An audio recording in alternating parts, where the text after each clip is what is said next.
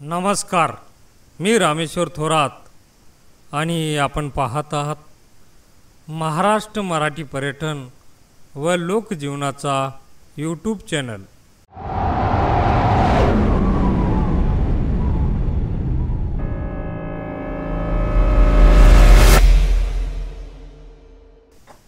आज आपण दाखवणार आहोत एक हृदय हेलावून टाकणारी घटना।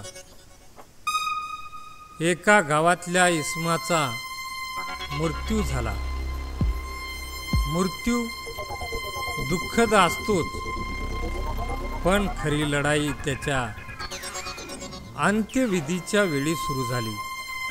कारण गावावर आलेल्या प्रचंड पुरामुळे मृतदेहाला नदी पलीकडे नेऊन अंत्यसंस्कार करणं गावकऱ्यासाठी जणू जीव घेणं आव्हानच ठरलं होतं।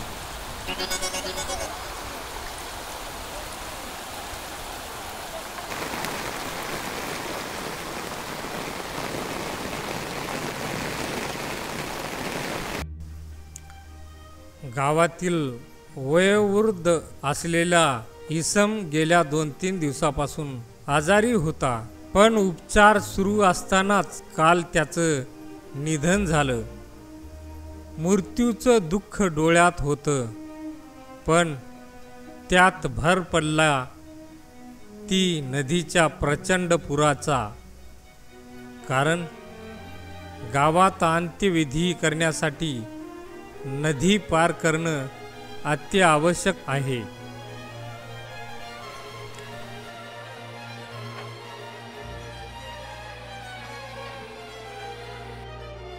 ही नदी मात्र जी नेहमी सध्या ओढ्यासारखी असते, आज मात्र पुरामुळे प्रचंड रौद्र रूप धारण करून वाहत आहे।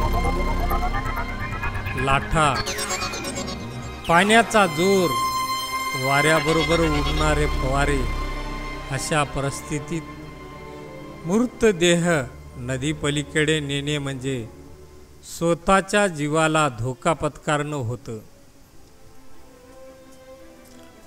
गावकरी एकत्र जमले। कोण काठीनं पाण्याचा वेग तपासण्याचा प्रयत्न केला, तर कोणी होडी नाव आणण्याचा विचार करत होते। एक दुसऱ्याला म्हणणे मांडत होते, तर कुणी दोरी बांधून नदी पार करण्याचा प्रयत्न करत होते।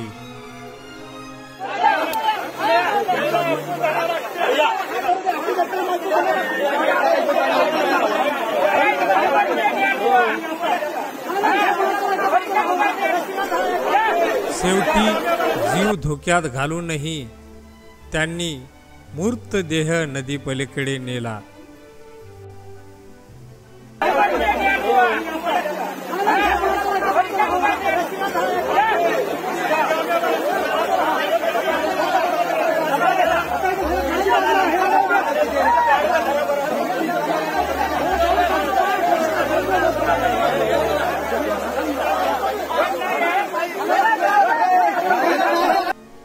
या घटनेत प्रशासनाची कुठलीही मदत मिळाली नाही।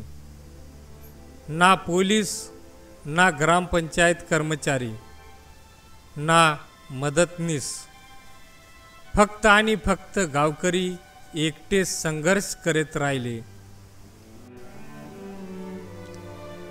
अंत्यविधी हा प्रत्येक माणसाचा शेवटचा हक्क असतो, पण आज या गावकऱ्यांना तो हक्क देण्यासाठी प्रचंड पुराशी सामना करावा लागला। कधी लाटामध्ये वाहून जाण्याची भीती, तर कधी मृतदेह हातातून सुटण्याची भीती। पण तरीही गावकऱ्यांनी मात्र आपलं कर्तव्य निभावलं।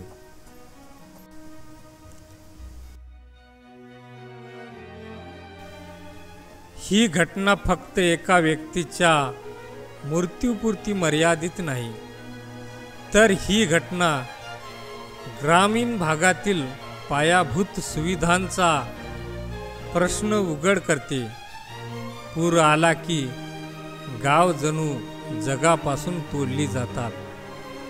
रुग्णालय, रस्ता, दळणवळण सगळं ठप्प होतं.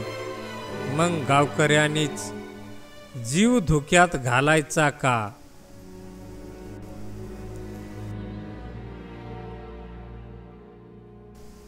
आज एका मृतदेहाच्या अंत्यविधीने गावकऱ्याचा संघर्ष जगासमोर आणला. प्रशासन झोपलं होतं, पण गावकऱ्यांनी आपल्या एकतेच्या जोरावर कार्य केलं. प्रश्न इतकाच आहे, माणसाच्या शेवटच्या प्रवासात तरी प्रशासन जागं होणार का? व्हिडिओ आवडल्यास लाईक करा, चॅनलला सबस्क्राइब करा.